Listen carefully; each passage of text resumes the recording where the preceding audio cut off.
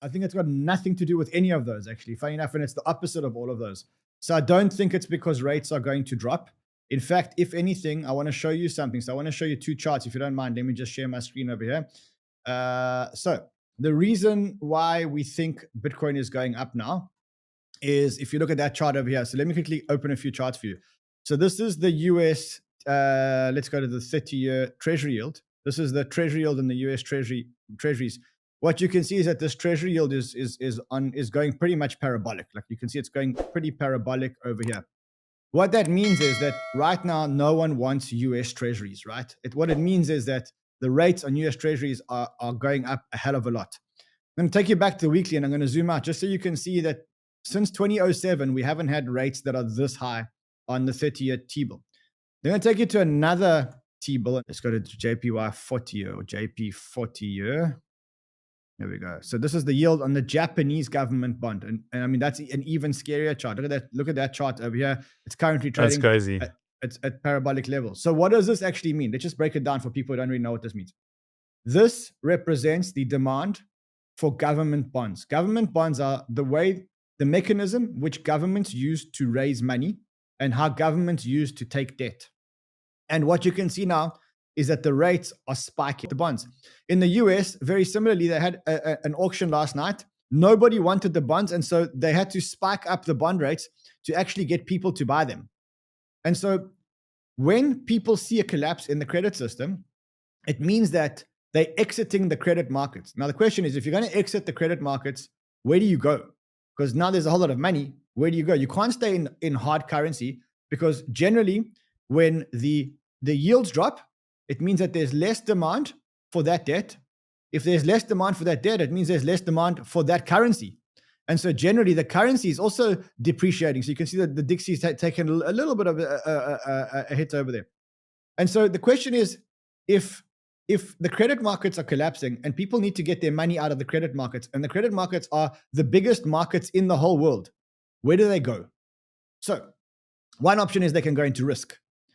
But they're probably not going to go into risk if they think the financial system is going to be collapsing and the banks are probably insolvent and stuff like that. And so the next place that you say, okay, well, where else do you go? So you can go to gold.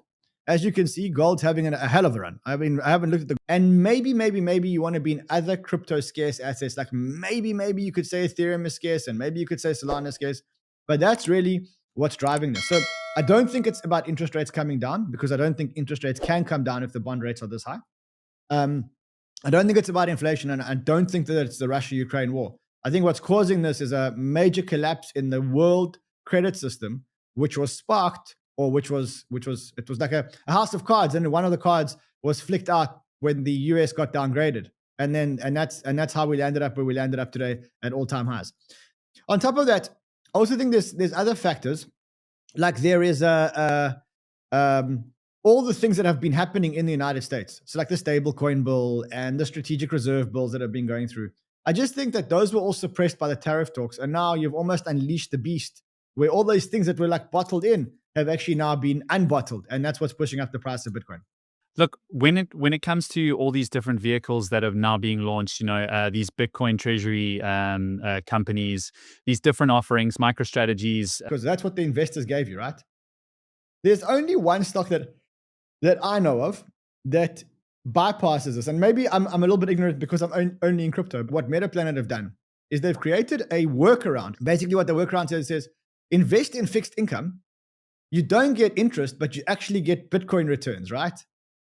So it's not a coincidence that this has happened because effectively the credit managers are running away from credit. They've got all this money.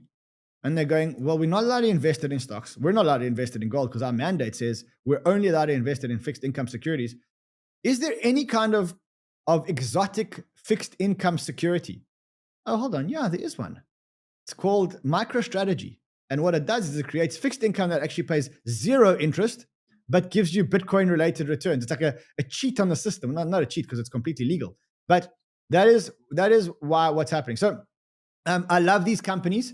I love the fact that they exist, and I love the fact that there's multiple of these companies that exist, right? Why? Because balance sheet's going.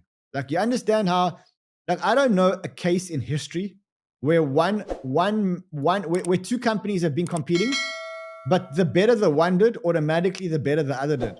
Like, yeah, like the more Bitcoin, Metaplanet, and the other guys buy, the higher the price of Bitcoin. Therefore, the higher the price of these companies. And so, it's like, it's honestly, it's like, it's what a time to be alive to actually watch these things actually playing out. Which, like, I could have probably never imagined that these things could actually ever happen. And now, like, they're playing out in front of us, and you're like watching this, and you're going, wow, this industry that we're in, the people are so fucking smart. Like, they are just so smart. And it's like, it's such a privilege to be in an industry where people around you are so smart. I reckon we're probably one of the smartest industries in the world. And every morning we wake up, we get a dopamine shot over there. Now, there's no reason why this move should be less. I mean, if you look at the wedge is much steeper here. And that usually means that you're going to land up going a lot higher.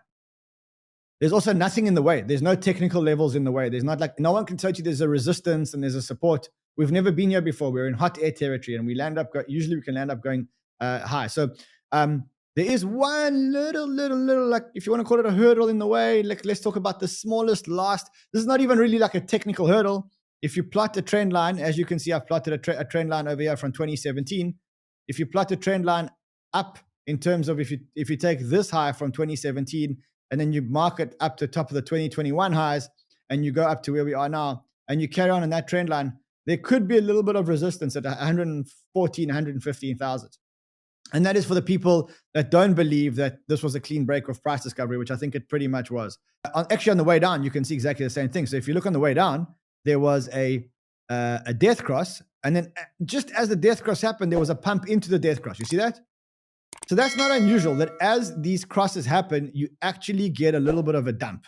So I'll try find you another gold. Here we go. There's a good golden cross over here. And you can see that just after the golden cross, there was a slight dump. Can you see that on the chart? So we may get a slight dip just after the golden cross. It's not guaranteed, but the last couple of times, like, let me just give you an idea of here. In this here we had the golden cross, and here we pumped very high into the golden cross, and then we corrected by 9 or 10%.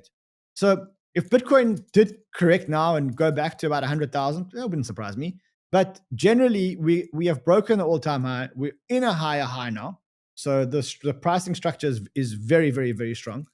Any thesis of sweeping the lows is now probably out the window in terms of a charting thesis.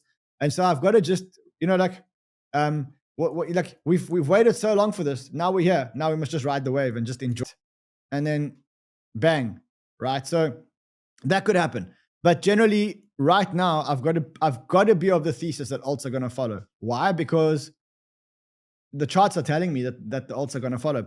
Another good chart to look at to see if the alts are going to follow is to look at the ETH BTC chart. That's a very good chart to be looking at. So you've had a clear breakout of a long downtrend. I mean, just look at how long this downtrend is. In fact, you can probably say this downtrend is from the 12th of December 2021. You've had this breakout, this breakdown. And we've just broken up above this trend line, right? So this is a massive, massive, massive reversal. And so, yeah, I mean, when you put those two charts, I've got to be a little bit more bullish on the alts than I am on Bitcoin. But, that said, I've also been quite wrong about, like, anyone who's been in altcoins, we've all been wrong about the cycle, because what I said is, when I woke up this morning and I saw actually charts, and I do use charts just for fun, but when I look at an investment, I basically have a blockchain thesis. So let's just separate Bitcoin and others.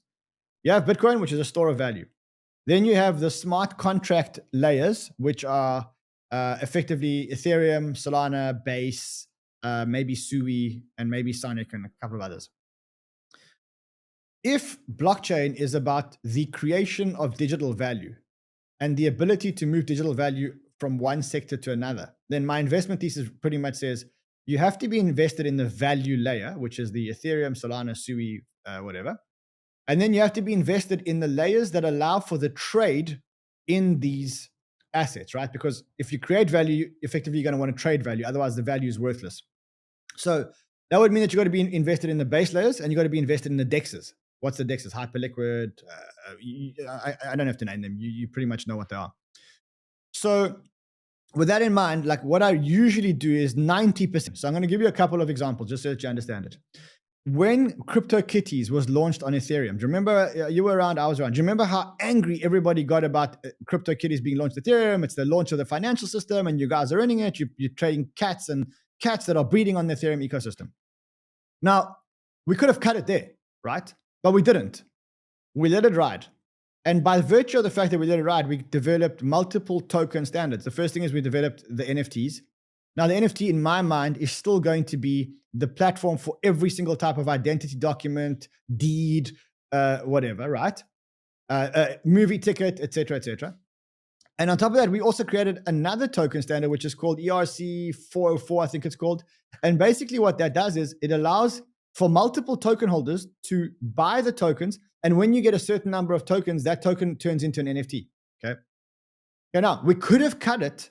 We could have cut it at on-chain because they know they can get sniped, right?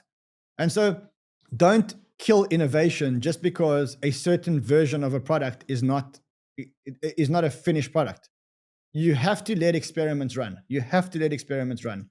I remember when ETH launched, the Bitcoin maxis all said, why are you launching ETH? Like, why do you need ETH? Well, if we didn't have ETH, we wouldn't have Solana. And if we didn't have Solana, we pretty much wouldn't have smart contracts. Yes, I know the Bitcoin maxis tell us that you can somehow, through some miracle, you can do a smart contract on Bitcoin, but you can't. No one can practically use those smart contracts on Bitcoin. So I think there's two schools of thought. You're either here for the store of value and the Bitcoin thesis, or you're here for the experimentation and the growth of a new kind of industry. If it was up to the Bitcoin maxis, then innovation in blockchain would have stopped 10 years ago. But because I've been here since $500, I think it's going to be at $200,000 plus. Really, I could say 240, 250, I don't know, and no one knows. And if you make a prediction to a date, I can tell you it's going to go up and it's going to keep going up and to the right for the foreseeable future. I think it'll get to 140 quite soon, maybe even in the next couple of weeks. And then I think from there, I think it goes to 250 very, very, very quickly. So yeah, that's really my thesis. Amazing. Rand, thanks so much for your time. We look forward to crossing paths again. You're about as busy as I am and traveling as much as I am. So I'm sure we'll cross paths at the next big conference in the next. Like, subscribe, and turn on notifications. Support the channel by liking this video, subscribing, and enabling post notifications for more content on crypto and digital assets. Check out our other videos and share your thoughts in the comments below. Your engagement helps with the YouTube algorithm and keeps the content coming. Thanks for your support. Enjoy the video.